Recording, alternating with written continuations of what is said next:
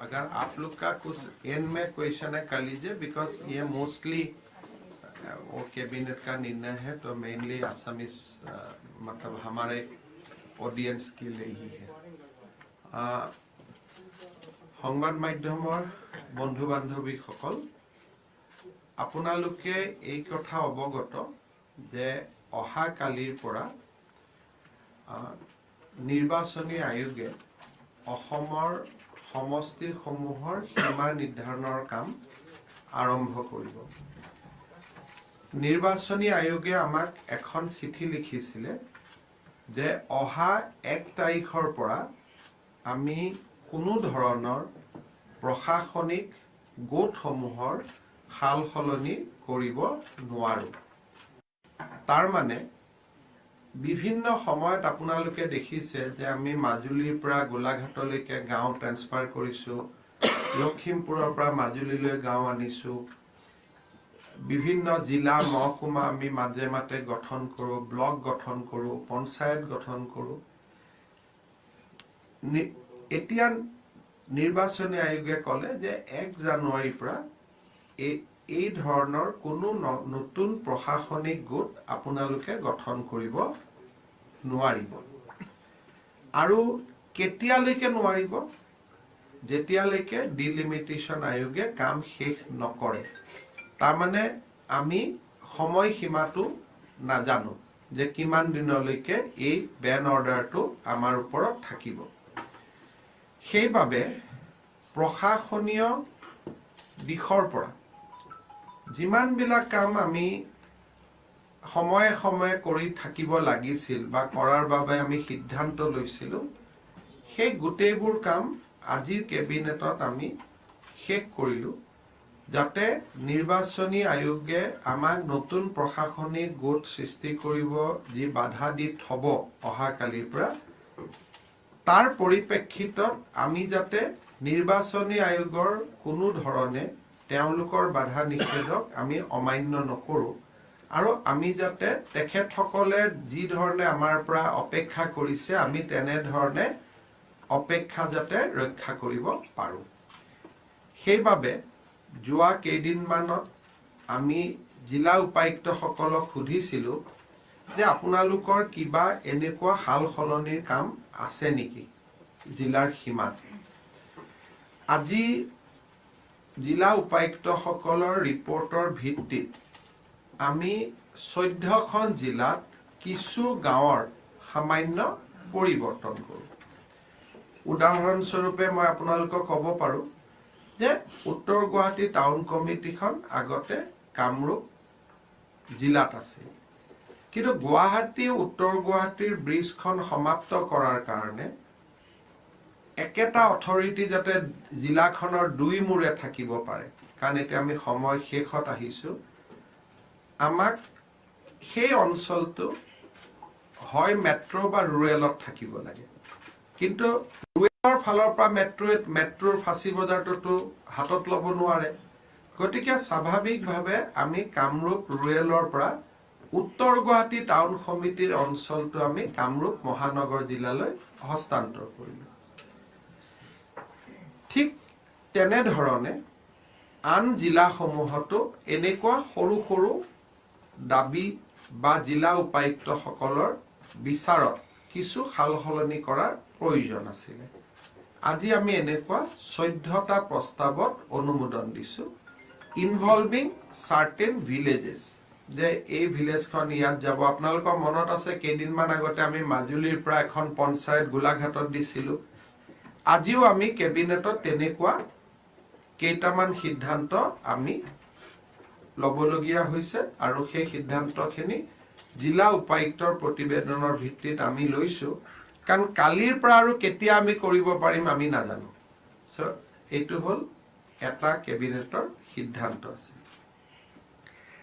দ্বিতীয়তে, আজি কেবিনেটত আমি যথেষ্ট বেদনা লৈ আৰু মনত দুখ কৰি, মনত আমি সকলোৱে যথেষ্ট দুখী, কিন্তু অসমৰ জাতীয় জীৱনৰ স্বাৰ্থত আৰু এক প্ৰকাৰ ক'ব গ'লে আমাৰ জাতি মাটি ভেটি প্ৰশাসনিক শক্তিশালী কৰা দিশৰ ওপৰত আলোকপাত কৰি আমি অত্যন্ত দুখ সহকাৰে কেইটামান সিদ্ধান্ত ল'বলগীয়া হৈছে। মই অসমৰ মানুহক, অসমৰ ৰাইজক অত্যন্ত বিনম্ৰতাৰে সৈতে নিবেদন কৰিম যে এই সিদ্ধান্ত কেইটা আমি কিন্তু ব্যক্তিগত লাভালাভ বা দলীয় লাভালাভৰ কাৰণে লোৱা নাই। এইটো অত্যন্ত এৰাব নোৱাৰা কামৰ কাৰণেহে এই সিদ্ধান্ত কেইটা আমি বছৰৰ শেষৰ দিনটোত ল'বলগীয়া হৈছে। আৰু মই নিজেও এইকেইটা লৈ ভাল পোৱা নাই, কিন্তু কেতিয়াবা দেশৰ স্বাৰ্থত, সমাজৰ স্বাৰ্থত, প্ৰশাসনৰ স্বাৰ্থত প্ৰয়োজন হ'লে আমি কঠোৰ সিদ্ধান্ত ল'ব লাগে। আৰু এনেকুৱা এটা সিদ্ধান্ত লৈছোঁ, আৰু তাৰ কাৰণে যিসকল ৰাইজে মনত অলপ দুখ পাব তাৰ কাৰণে মই তেখেতসকলৰ ওচৰত ক্ষমাও বিচাৰিছোঁ। সিদ্ধান্ত কেইটা এনেকুৱা হ'ল যে আমি বিশ্বনাথ জিলা গঠন কৰিছিলোঁ, আৰু ময়ে ঘোষণা কৰিছিলোঁ, মোৰ হাতেদিয়ে বহুতখিনি কাম আগবাঢ়িছিল।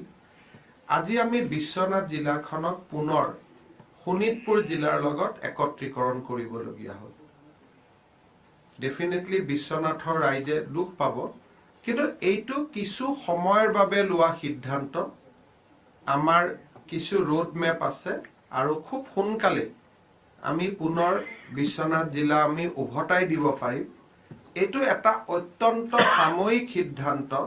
আমাৰ ৰাইজৰ স্বাৰ্থত, প্ৰশাসনৰ স্বাৰ্থত, অসমৰ ভৱিষ্যতৰ স্বাৰ্থত আমি ল'বলগীয়া হৈছে। ই এটা সিদ্ধান্ত। দ্বিতীয় সিদ্ধান্তটো হ'ল হোজাই জিলাখনকো আমি নগাঁও জিলাৰ লগত পুনৰ সংলগ্ন কৰিবলগীয়া হ'ল। তৃতীয় সিদ্ধান্তটো হ'ল বজালী জিলাখনকো আমি বৰপেটা জিলাৰ লগত পুনৰ সংলগ্ন কৰিবলগীয়া হ'ল। অবভিয়াছলি দক্ষিণ কামৰূপ আৰু প্ৰাগজ্যোতিষপুৰ জিলা নাছিলেই, গতিকে আমাৰ অসমত ৩৫খনেই জিলা। গতিকে এই হোজাই নগাঁও জিলাৰ একত্ৰীকৰণ, বৰপেটা বজালীৰ একত্ৰীকৰণ, শোণিতপুৰ আৰু বিশ্বনাথৰ একত্ৰীকৰণ, আৰু BTAD এৰিয়া তামোলপুৰ আৰু বাক্সাক আমি একত্ৰীকৰণ কৰিবলগীয়া হ'ল।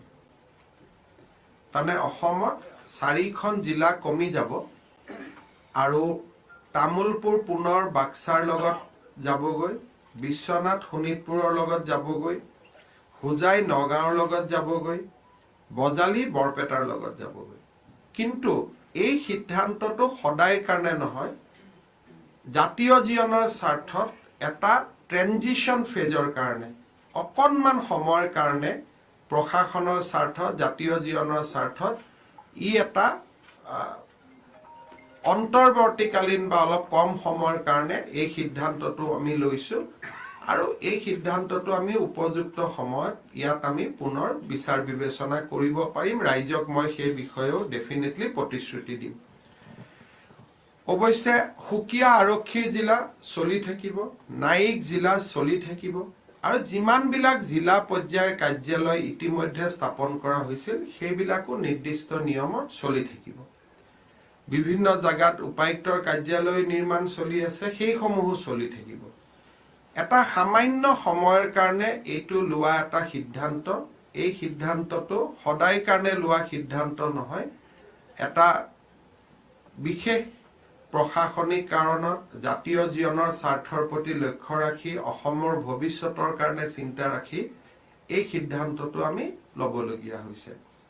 মই অত্যন্ত বিনম্ৰতাৰে হোজাই, বিশ্বনাথ, বজালী আৰু তামোলপুৰবাসী ৰাইজৰ ওচৰত ক্ষমা খুজিছোঁ। এটা দেশৰ স্বাৰ্থত, জাতিৰ স্বাৰ্থত, প্ৰশাসনৰ স্বাৰ্থত, চৰকাৰৰ স্বাৰ্থত কম সময়ৰ কাৰণে এই সিদ্ধান্তটো ল'বলগীয়া হৈছে। আমি সকলোৱে খুব দুখিত। কালিও গোটেই ৰাতি আমি ইয়াত হোৱা নাই। আপোনালোকে দেখিছে যে ৰাতিপুৱা মই 5টালৈকে ইয়াতে বহি আছোঁ। আমি বহুতখিনি চিন্তা চৰ্চা, কালি আমাৰ মন্ত্ৰী কোনেও হোৱা নাই, আমি ইয়াতে আছোঁ। আপোনালোকে চব দেখিছে, ৰাতিপুৱা 5টালৈকে আছোঁ। এই সিদ্ধান্তখিনি ল'বলগীয়া হৈছে। মই ৰাইজৰ সহযোগিতা কামনা কৰিম। আমাৰ নতুন বছৰ হৈ যোৱাৰ পিছতে আমাৰ মন্ত্ৰীসভাৰ গোটসমূহে এই জিলাসমূহত ভ্ৰমণ কৰিব আৰু চৰকাৰৰ যি এটা ট্ৰেনজিশনেল এটা যি সিদ্ধান্ত এইটো স্থায়ী নহয় যেটো এটা সময়ৰ লগত লবলগীয়া সিদ্ধান্ত তাক যেটো পৰিৱৰ্তনৰ সম্পূৰ্ণ অৱকাশ থাকিব তাৰ বিষয়ে সেই জিলাৰ ৰাইজৰ আগত গৈ পেলাই আমাৰ কি কাৰণে কিয় কৰিবলগীয়া হ'ল তাৰ বিষয়ে ব্যাখ্যা কৰিব ৰাইজৰ মই সহায় সহযোগিতা আকৌ এবাৰ কামনা কৰিম So, यही है. Can you talk about your cabinet decisions in English or Hindi? Today we have taken some important decision to remerge 4 districts which was created in recent times. Like we created Tamulpur district.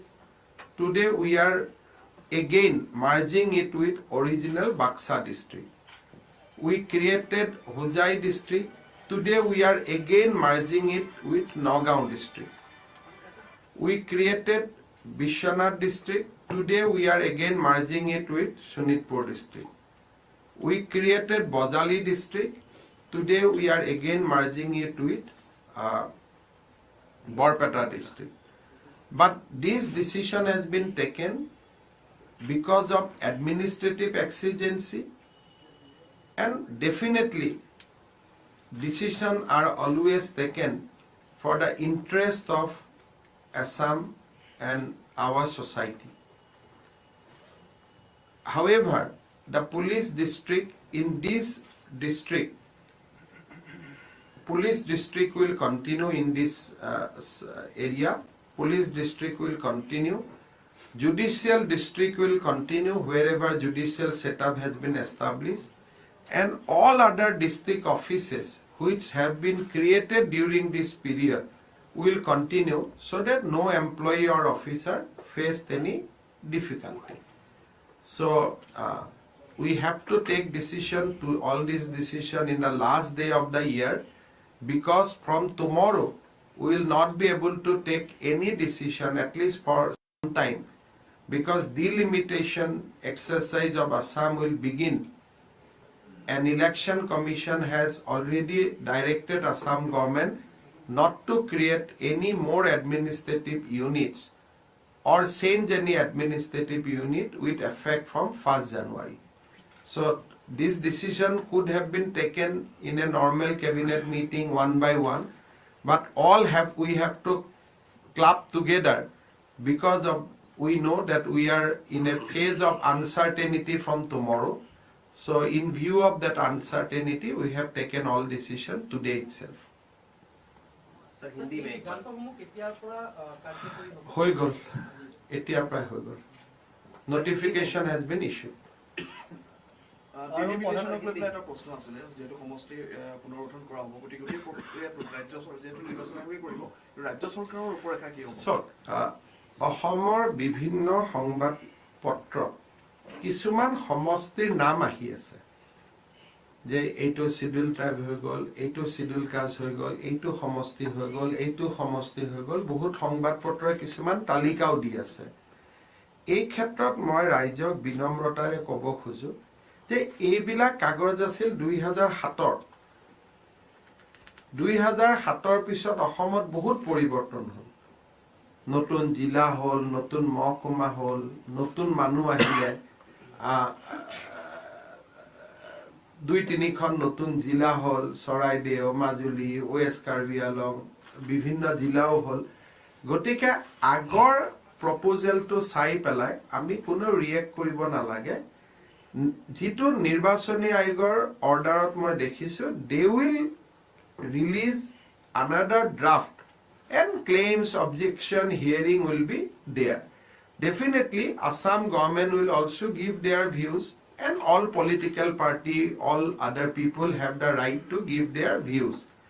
গতিকে আজি যিবিলাক বাতৰি কাকতত সমষ্টিৰ কথা ওলাই আছে মই ভাবো যে এটো তথ্যৰ ওপৰত প্ৰতিষ্ঠিত নহয় মানে আমি কিবা এইখিনি গোটেই বিষয়টো নিৰ্বাচন আয়োগে কৰিব কিন্তু অসম চৰকাৰে ভিউ দিব নাই অসম চৰকাৰৰ পৰা যদি ভিউ বিচাৰে ভিউ দিব কিন্তু অসম চৰকাৰে ভিউ দিয়ক বা নিদিয়ক বিজেপি কংগ্ৰেছ ইউডিএফৰ পৰাটো ভিউ বিচাৰিবই being a major political party সংগঠনসমূহেও ভিউ দিব পাৰিব ৰাইজেও দিব পাৰিব কাৰণ এইটো কোনো ক্লোজ এক্সাৰচাইজ নহয় এইটো ৰাইজক লগত লৈহে কৰা এক্সাৰচাইজ হ'ব মুখ্যমন্ত্ৰী মহোদয় আজিৰ যিখন কেবিনেট বৈঠক নতুন দিল্লীত অনুষ্ঠিত হোৱা বিশেষ উদ্দেশ্য আছে নেকি নাই সেইটো কাৰণে প্ৰধানমন্ত্ৰী ডাঙৰীয়াক মই 4:30 বজাত সাক্ষাৎ কৰিম গতিকে আজি মোৰ গুৱাহাটীত যোৱা সম্ভৱ নাছিলে সেইকাৰণে মন্ত্ৰীসকলে মই দিল্লীলৈকে মাতি আনিলোঁ প্ৰধানমন্ত্ৰী মহোদয়ক এই সন্দৰ্ভত সাক্ষাৎ কৰিব নহয় প্ৰধানমন্ত্ৰী মহোদয়ৰ লগত মই আজি প্ৰায় 10 দিন আগতে এটা এপইণ্টমেণ্ট বিচাৰিছিলোঁ এপইণ্টমেণ্টটো তেখেতে 31 তাৰিখে 4:30 বজাত দিলে গতিকে মই গুৱাহাটীত যাব নোৱাৰা হ'লোঁ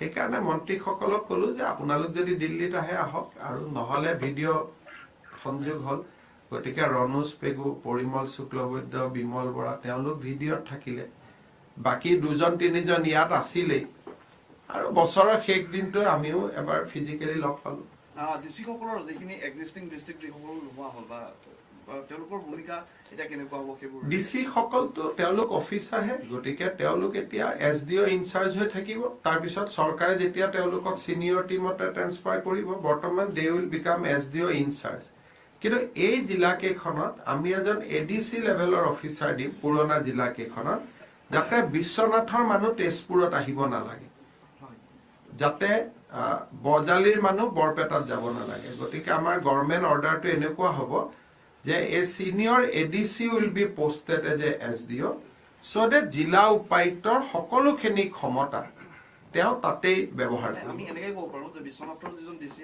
আজিৰ ডেটত আছিলে তেওঁ আজিৰ পৰা SDO ইনচাৰ্জ হ'ব SDO ইনচাৰ্জ হ'ব আৰু তেওঁৰ চিনিয়ৰিটি যদি SDOৰ নহয় DCৰ হয় 5 তাৰিখলৈকে ইলেকশ্যন কমিশ্যনে অফিচাৰ ট্ৰেন্সফাৰ কৰাত বেন কৰি ৰাখিছে গতিকে ডেফিনেটলি তেওঁ আৰু ডিচিৰ পৰাটো সদায় SDO হৈ নাথাকিব 7 বা 8 তাৰিখে তেওঁ ট্ৰেন্সফাৰ হ'ব তাৰ জেগাত নতুন SDO আহিব কিন্তু নতুন SDO আহিলেও তেওঁ ADC লেভেলৰ অফিচাৰ হ'ব আৰু ডিচিৰ সকলোখিনি কাম তেওঁলোকে কৰিব পাৰিব ৰাইজৰ কোনো আমি অসুবিধা হ'ব নিদিওঁ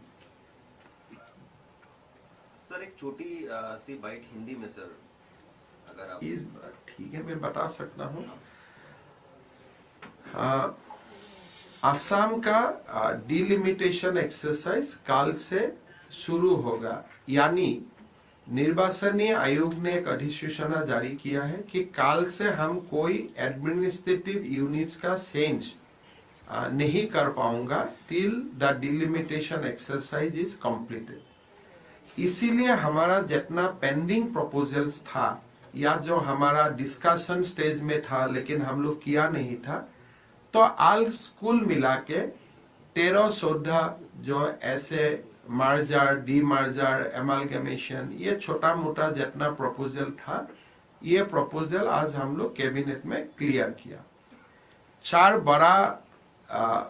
एक बड़ा निर्णय था हमने 4 नया जिला बनाया था जैसे बिश्वनाथ जिला होजाई जिला तामुलपुर जिला और बजाली जिला लेकिन एडमिनिस्ट्रेटिव और हमारा असम का पूरा संरक्षण और हमारा असम का कल्याण का बात चिंता करते हुए ये सारा नया डिस्ट्रिक्ट हम ओरिजिनल डिस्ट्रिक्ट से मर्ज किया और ये एक ट्रांजिशन फेज होगा जितना जल्दी होगा हम लोग इस जिला को फिर रिवाइव करेगा after following certain process sir এখানে এটা প্রশ্ন আছে যে গোটেই জিলাকেইখন এতিয়া যিটো আকৌ নতুনকৈ একত্ৰিতকৰণ হয় এই প্ৰক্ৰিয়াটো নকৰাকৈ ডিলিমিটেশ্যন প্ৰক্ৰিয়াটো আগবঢ়াব পৰা নগ'ল হয় নেকি বা তেনেকুৱা মানে মই এইটোৰ ওপৰত কমেণ্ট নিদিওঁ কিন্তু ইমানখিনিয়ে মই ক'ব খুজিছোঁ যে এই সিদ্ধান্তটো অসমৰ স্বাৰ্থত লোৱা হৈছে মানে বহুতখিনি কথা ক'বতো নোৱাৰি কিন্তু এই সিদ্ধান্তটো অসমৰ স্বাৰ্থত লোৱা হৈছে প্ৰশাসনিক দিশৰ পৰা লোৱা হৈছে প্ৰশাসনিক দিশৰ পৰা বিবেচনা কৰা হৈছে আৰু অসমৰ স্বাৰ্থক সন্মুখত ৰাখি এই সিদ্ধান্ত লোৱা হৈছে আৰু যেতিয়া মই নিজে মাত্ৰ কেইদিনমান আগতে গৈছোঁ জিলাবিলাক উদ্বোধন কৰিব তাতে DC অফিচো কৰিছোঁ যেতিয়া মই নিজেই এই সিদ্ধান্তটো ল'বলগীয়া হৈছে তাৰ মানে তাৰ আঁৰত কিবাটো কাৰণ থাকিব নহ'লে ইমান ডাঙৰ সিদ্ধান্ত কোনে ল'ব গতিকে এইটো কেতিয়াবা কেতিয়াবা অলপ কঠোৰ সিদ্ধান্ত ল'বলগীয়া হয় আৰু সেই কঠোৰ সিদ্ধান্তখিনি আজি লৈছো আৰু সেইখিনিকে আমি খুদে মূলে আকৌ এই 4খন জিলাৰ ৰাইজক উভতাই দিম এই সমগ্ৰ প্ৰক্ৰিয়াটো যদি আকৌ পুনৰ গঠন কৰিবলগীয়া হয় জিলা তেতিয়া ডিলিমিটেশ্যন প্ৰচেছ সম্পূৰ্ণ হোৱাৰ পিছত আকৌ ডিলিমিটেশ্যন প্ৰচেছটো লোকসভাৰ আগতেই খুব সম্ভৱ শেষ হৈ যাব গতিকে এইটোতো বহুত দিনৰ প্ৰচেছটো নহয় হাৰ্ডলি ডিলিমিটেশ্যনৰ কাম 6 মাহ 7 মাহ 8 মাহতে শেষ হৈ যাব এটা কথা আপোনালোক যদিও ইয়াৰ ৰিভাইভেলটো কমপ্লিটলি এটা বেলেগ ইস্যু হ'ব আমাৰ মন্ত্ৰীসকলে যেতিয়া ৰাইজৰ লগত কথা পাতিব আমি ৰোড মেপটো দি দিম কিন্তু ডিলিমিটেশ্যনৰ লগত মই এইটো লিংক কৰিব নোখোজো কিয় ডিলিমিটেশ্যন কৰিব ইলেকশ্যন কমিশ্যনে মই তাৰ ওপৰত কমেণ্ট দিয়াটো ঠিক নহয় কিন্তু সময়সীমাটো থাকিব এটা ডেফিনেটলি যে এতিয়াতো আৰু একো ৰিভাইভ আমি এটা যি সিদ্ধান্ত ল'লো 1 জানুৱাৰীৰ পৰাতো নতুন সিদ্ধান্ত নহয় গতিকে যিকোনো নতুন সিদ্ধান্ত ডিলিমিটেশ্যনৰ ৰিপৰ্টৰ পিছতে হ'ব 5 তাৰিখৰ সম্পৰ্কত আপুনি এটা কৈছিল যে 5 তাৰিখে ডিচি তাৰমানে সমান্তৰালভাৱে এটাটো ডিলিমিটেশ্যন সমান্তৰালভাৱে অসমত আৰু এটা প্ৰক্ৰিয়া চলি আছে এইটো হ'ল সামাৰী ইলেক্ট্ৰেল ৰিভিজন এইটো অসমত নহয় দেশতে চলি আছে 5 তাৰিখে নতুন ইলেক্ট্ৰেল ৰোল ওলাব গতিকে ইলেকশ্যন কমিশ্যনে আমাক এটা অৰ্ডাৰ দি থৈ দিছিলে যে এই সময়ছোৱাত আপোনালোকে অফিচাৰ ট্ৰান্সফাৰ নকৰিব এই SDO সকল ডিষ্ট্ৰিক্ট ইলেকশ্যন অফিচাৰ বা DC সকল সেইকাৰণে আমি তেওঁলোকক এতিয়া ডিচিৰ পৰা SDO চকীখনত বহিব অলপ বেয়া লাগিব কিন্তু বেয়া লাগিলেও এইটো উপায় নাই কাৰণ নিৰ্বাচনী আয়োগৰ অৰ্ডাৰ আছে যে আমি অফিচাৰ চেঞ্জ কৰিব নোৱাৰো सर लास्ट के अंत में सर क्यों यहाँ पर क्यों कैबिनेट में यहाँ में मैं दिल्ली में था और आज कोई मेरा कुछ अपॉइंटमेंट है तो मैं गुवाहाटी नहीं जा सकता था इसीलिए मैं कॉलीग लोग को यहाँ बुला लिया सर ये निर्णय आनंद फानन में क्यों लेना पड़ा आनंद फानन में इसलिए लेना पड़ा कि काल से आगे और निर्णय नहीं ले पाएगा तो काल से बैंड है सो जो भी हम लोग सोच रहा था लास्ट 1 ईयर 6 मंथ हम लोग कर ही रहा था 2-3 महीना आगे भी कुछ किया 1 महीना आगे भी कुछ किया लेकिन जब अभी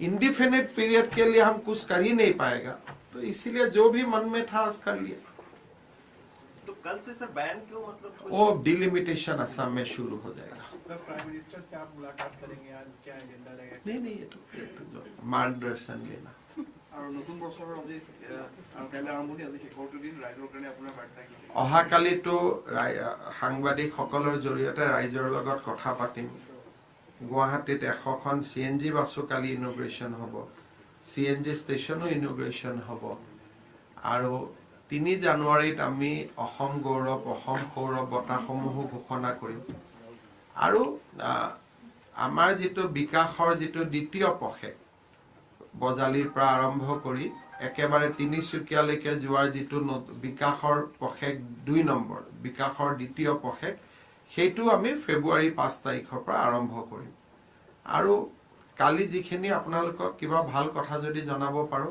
আজিটো অলপ খুব ভাল কথা নহল গতিকে অহাকালি যদি কিবা ভাল কথা জনাব পাৰো জনাম আপুনি এতিয়াও ভাবে নেকি যে আজি যিকেইটা সিদ্ধান্ত লোৱা হ'ল এয়া মই ভাল পোৱা নাই মই নিজে ইলেকশ্যন মিটিঙত কৈছো বিশ্বনাথ জিলা কৰিম তামুলপুৰ মই নিজেই কৰিম মনটো খুব কালিৰ পৰা ক'লো না কালিৰ পৰা আমি ইয়াত হোৱাই নাই আপোনালোক নিজে সাক্ষী আছে মই ইয়াৰ পৰা ওলাই গৈছো 5:30 না কালিৰ পৰা আমি নিজেই মানে যেতিয়া এই কথাখিনি কৰিবলগীয়া হ'ল অফিচাৰসকলে আমাক ক'লে যে এই কামখিনি কৰিব লাগিব তেতিয়া দুদিন ধৰি মোৰ পেটত ৰাখি মই চিন্তা কৰি আছো যে কেনেকৈ কৰিম এজনকৈ আমাৰ মন্ত্ৰীসকলক ক'লো সকলোৱে কালি আহিলে গোটেই ৰাতি আমি ইয়াতে বহি থাকিলো আমি উঠিবও পৰা নাই কিন্তু কেতিয়াবাতো সদায়তো আৰু ভাল ঘোষণাই নহয় কেতিয়াবাতো দেশ চৰকাৰৰ স্বাৰ্থত অলপ কঠোৰ সিদ্ধান্ত ল'ব লাগে গতিকে এটা বছৰৰ শেষ দিনা ভাল লগা নাই কিন্তু তথাপিতো বহুত চিন্তা কৰি সিদ্ধান্তটো লোৱা হৈছে শৰ্মা জি সিদ্ধান্তৰ পিছত বিভিন্ন ঠাইত ৰিপাৰ্কেশ্যন হ'ব পাৰে মোৰ অকণমান বিশ্বাস আছে যে এই জিলাকেইখনৰ ৰাইজে জানে যে আমাৰ চৰকাৰখনৰ দায়বদ্ধতা কিবা এটা যদি আমি কৰিছো নিশ্চয় তাৰ কাৰণ আছে গতিকে মই নাভাবো যে ৰাইজে আমাৰ লগত আমাৰ কথাখিনি নুবুজিব বুলি, কিন্তু তথাপিতো ৰাইজৰ ভুল বুজাবুজি আঁতৰাবৰ কাৰণে বা কিবা থাকিলে আমি যিখিনি কথা হয়তো সংবাদ মেলত ক'ব নোৱাৰোঁ বা কাগজ এখন আমি বহুতখিনি দেখুৱাব নোৱাৰোঁ, কিন্তু জিলাৰ মুখিয়াল ব্যক্তিসকলৰ লগত আমাৰ মন্ত্ৰীসভাৰ প্ৰতিনিধি দল এটা গৈ তাতে কথা পাতিব। যেনেকৈ কালি বজালিতে সিদ্ধান্তটো লোৱাৰ আগতে ৰঞ্জিত দাস ডাঙৰীয়াই তাৰ দল সংগঠনসমূহক সাক্ষাৎ কৰি আহিছে, তেওঁলোকক বুজাই আহিছে আৰু তেওঁলোকে কৈছে ঠিক আছে, মুখ্যমন্ত্ৰী বা আপোনালোকে যদি কিবা সিদ্ধান্ত লৈছে নিশ্চয় কিবা ভাবি চিন্তি লৈছে। গতিকে আমাৰ বিধায়কসকলকো মই জনাইছোঁ সেই জিলাৰ, আৰু তেওঁলোকে মোটামুটি কৈছে যে হয় কিছুমানটো সিদ্ধান্তটো ল'ব লাগিব, উপায়টো নাই। हेमंत जी, एक सवाल है। प्रधानमंत्री के राहुल गांधी आज प्रेस कॉन्फ्रेंस कर रहे थे, उन्होंने कहा कि भाजपा और आरएसएस इन दोनों लोगों के मित्रों का धन्यवाद देता हूं, ये लोग मेरा मार्गदर्शन कर रहे हैं, मेरे ऊपर हमला कर रहे हैं, मैं इन्हें अपना गुरु मानता हूं। गुरु मानना है तो नागपुर जाना चाहिए उनको। गुरु राहुल जी को मैं बोलना चाहता हूं कि गुरु आप आरएसएस और बीजेपी को मत मानिए, इसलिए हम भी नहीं मानता हूं आरएसएस बीजेपी को कि गुरु है, ये तो हमारा पार्टी है। गुरु हमारा ध्वज है, भारत माँ का जो ध्वज है, हम वहां गुरु दक्षिणा भी करता हूं। तो आइए, नागपुर में आपका स्वागत है, आप आके गुरु जब मान ही लिया है तो इस टाइम गुरु दक्षिणा भी कीजिए ध्वज का सामने। कमलनाथ ने भी बोला है कि उनके हिसाब से 2024 में विपक्ष का प्रधानमंत्री का कैंडिडेट राहुल गांधी होगा। देखिए, विपक्ष का कैंडिडेट राहुल गांधी भी हो सकता है और जितना बड़ी नेता है सारे विपक्ष का कैंडिडेट हो सकता है, उसमें तो बीजेपी का कंट्रोल नहीं है। लेकिन बीजेपी का और देश का कैंडिडेट नरेंद्र मोदी है। मैं पहले भी आपको गुजरात चुनाव का समय में भी बोला हूं कि कौन सिल्वर मेडल लेगा कौन ब्रॉन्ज मेडल लेगा उसका ऊपर हमारा कोई कंट्रोल नहीं है। हम इतना जानता हूं कि हमारा उम्मीदवार बोलिए, हमारा आशा का किरण बोलिए, वो प्रधानमंत्री नरेंद्र मोदी है। देश का आशीर्वाद लेके प्रधानमंत्री मोदी जी ही 2026 में प्रधानमंत्री बनेगा। उम्मीदवार कोई भी बने आपत्ति नहीं है, प्रधानमंत्री नहीं बनेगा, प्रधानमंत्री मोदी बनेगा। उम्मीदवार आप भी बने, क्या आपत्ति है, पायल जी भी बन जाए, उम्मीदवार में कोई आपत्ति नहीं है। तो आप पूछ लीजिए राहुल जी कब नागपुर आते हैं ध्वज को प्रणाम करने के लिए। रहेगा साथ में। सर, क्या राहुल गांधी जाएंगे नागपुर तो आप लोग स्वागत करेंगे उनका? नहीं, देखिए, राहुल गांधी जी ने बोला है कि मैं बीजेपी और आरएसएस को धन्यवाद देता हूं, गुरु मानता हूं कि वो हमारा मार्गदर्शन करता है। तो आप तो जानते हैं गुरु तो ऐसे स्टेटमेंट में कोई मानते हैं, गुरु मानना है तो आप आके हमारा भारत माँ का ध्वज को प्रणाम कीजिए, गुरु दक्षिणा दीजिए और आप आगे बढ़िए स्वयं सेवक का रूप से। क्या आपत्ति है, संघ का द्वार तो सबके लिए खोला है और संघ में किसी को स्वागत नहीं किया जाता है। संघ में लोग जाते हैं निष्ठा को लेकर, यहाँ में स्वागत नन स्वागत और कोई शादी नहीं होता है। आप जाते हैं वहां में, अगर आपका मन आप सचमुच गुरु मानते हो तो आप जाएगा वहां में, जाके आप गुरु जी का समाधि में, डॉक्टर जी का समाधि में आप प्रणाम करेगा, ध्वज को प्रणाम करेगा, हो गया आपका गुरु। ऐसे आप स्टेटमेंट में गुरु मानने से कैसे होगा। सर, राहुल गांधी की हाफ टी शर्ट काफी चर्चा में रही है, वो क्या दिखाना चाहते हैं आप? देखिए, मैं कोई लोगों का अपना फैशन का बारे में मैं नहीं कुछ बोल रहा, तो मेरा भी एक फैशन है, उनका भी एक फैशन है। These are fashion statement and ये एकदम व्यक्तिगत होता है। अगर राहुल जी का fashion statement half T shirt होता है, मेरा फैशन स्टेटमेंट हो सकता है लंबा शर्ट का होगा, तो दीज आर फैशन स्टेटमेंट, उसमें क्या बोला जाएगा। लेकिन वो कह रहे हैं कि हम ठंड से नहीं डरते, इसको दिखाने के लिए हम पहन रहे हैं टी-शर्ट। चलिए तवांग में आप कितना, भारत का कितना लोग ठंड से नहीं डरता है, कितना लोग का कांग्रेस का शासन के लिए 60 इयर्स भारत में कितना गरीब है, एक ठंडा का समय में कपड़ा नहीं मिलता है। तो ये देखिए, ये सब बात इतना ही है कि भारत में बहुत गरीब बच्चा है, बहुत गरीब माँ बाप है, जिसको पहनने के लिए कंबल भी नहीं है, स्वेटर भी नहीं है, और उनका वो कंपल्शन है। आपका है लेकिन आप नहीं पहन रहे, आपका वो फैशन स्टेटमेंट है। तो एक फैशन स्टेटमेंट और कंपल्शन का बीच में डिफरेंस होता है। मेरा तो इतना ही है भाई, आपका जो कुछ है वो आप दूसरा को दे दीजिए, आप जब नहीं पहनते हैं। Chief Minister, you have been talking about demographic changes and population control as well. There is this Muslim cleric Sajidi, Maulana Sajidi. He says that in 100 years Muslims will take over India and we will convert Ayodhya again into Babri Masjid. I do not disagree with him. The way the population is getting increased, and you have seen that how demography has changed in Kerala, Jammu Kashmir, Bengal, in Assam. So I don't dispute his statement, but this is the real problem, and the large Indian community should fight back and should ensure that demography is not changed, and we must implement certain policy so that our demography remains intact. Rajasthan के मुख्यमंत्री आपको कहते हैं कि आप भड़काऊ बयान देते हैं, लोकतंत्र के लिए ठीक नहीं है। ऐसा बोला है? मेरा एक भी बयान भड़का वाला है? कोई वीडियो चला के दिखिए तो। अगर मैं राहुल गांधी को सद्दाम बोलता हूं, ये भड़का वाला है? ये तो उनका और मेरा बीच में है, उनमें पब्लिक का क्या बातें है? एक कौन सा मेरा बयान भड़का वाला है? मैं तो कभी जाति को लेके भाषण नहीं देता हूं, मजहब को लेके नहीं देता हूं। मैं खाली सबका साथ सबका विकास, एक माँ का एक ही हस्बैंड होना चाहिए, और दूसरा आप व्हाट्सएप में डाइवोर्स मत कीजिए, कानूनन डाइवोर्स कीजिए। इसमें भड़काव कौन सा है? आप बोलिए, आप ही बोलिए। मैं पूछ लूंगा अशोक गहलोत जी को नेक्स्ट टाइम जब मिलूंगा कि भाई मेरा कौन सा स्टेटमेंट हो सकेगा कोई कॉपी पेस्ट एडिट होके उनका पास गया हो। मैं तो कभी भड़का वाला नहीं देता हूं। मैं तो हमेशा आप लोग का साथ हंसते हंसते ही बात करता हूँ, कि इसलिए आसाम का लोग वो करने ही नहीं जानते। हम लोग होता ही है ऐसा, हम लोग तो बिहू जानता हूँ, हम कहाँ भड़का वाला बयान, हम लोग जानते ही नहीं वो सब।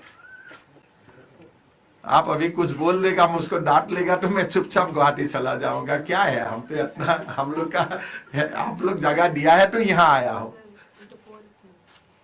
सर, AIUDF के मेंबर ने प्रेसिडेंट की इंटरवेंशन मांगी है जो इवेक्शन ड्राइव हो रही है आसाम में। करना चाहिए। हम तो हाई कोर्ट का निर्देश अनुसार हमारा एविक्शन ड्राइव होता है कि आप फॉरेस्ट क्लियर कीजिए, VGR PGR कीजिए। वो हाई कोर्ट और सुप्रीम कोर्ट का निर्देश का ही हम लोग पालन करते हैं। अगर presidents can interfere with that, it is good. मुझको तो अच्छा नहीं लगता है एविक्शन करके, बट अभी Guwahati high court has given me instruction कि आप ग्वालपाड़ा का पूरा फॉरेस्ट को आप क्लियर कीजिए, एविक्शन कीजिए। अगर through presidential intervention that order can be stayed, मेरा कुछ प्रॉब्लम नहीं है। मैं तो एविक्शन, किसी को एविक्शन करके किसी को अच्छा लगता है क्या? करना पड़ता है कानून। जब मैं CM का कुर्सी में हूं, अगर आपका VGR PGR किसी ने एनक्रोच किया है, अगर आपका फॉरेस्ट किसी ने एनक्रोच किया है, अगर किसी ने आपका 17 मंदिर का जमीन एनक्रोच किया है, तब तो आपको करना पड़ेगा। This is the job of a chief minister. अगर कोई थ्रू प्रेसिडेंशियल इंटरवेंशन मेरा पास कोई ऑर्डर आ जाते हैं कि आप ऐसा मत कीजिए, and we will ensure that you will not be contempt of court, ठीक है, मेरा क्या प्रॉब्लम है? There are expected cases that COVID will again increase in certain areas. What are the steps that the government is taking? My own view is that government of India has taken adequate steps to aware people and protect ourselves from any kind of outbreak. I have seen many articles which says that Indian vaccine is much more stronger than Chinese vaccine. So I am sure that because of Atmanirbharshil Bharat and our own indigenously developed vaccines, we should remain safe. That is what I pray and I hope. Thank you.